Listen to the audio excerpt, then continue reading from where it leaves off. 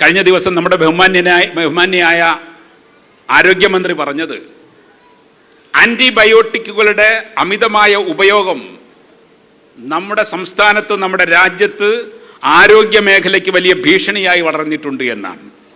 അത് സംബന്ധിച്ച് വലിയ പഠനങ്ങളും ഇപ്പോൾ ആരംഭിച്ചിട്ടുണ്ട്. പ്രീസിഡൻസ് ഇല്ലാത്തൊരു രോഗലക്ഷണങ്ങൾ, ഒരു രോഗ സാഹചര്യങ്ങളെ, ഒരു രോഗ സന്ദർഭത്തെ കടന്നു വന്നവരാണ് നമ്മൾ.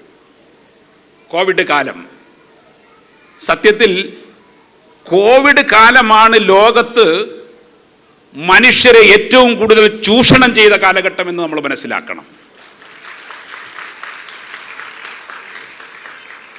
മനുഷ്യനെ പേപ്പട്ടിയെ പോലെ തല്ലി ഓടിച്ച, ഔദ്യോഗിക സംവിധാനത്തെ മുഴുവനും ചൂഷണം ചെയ്ത, സ്വകാര്യ മേഖല, സ്വകാര്യ രംഗത്തെ ചൂഷകരുടെ അഴിഞ്ഞാട്ടം നമ്മൾ അനുഭവിച്ച കാലഘട്ടമാണത്.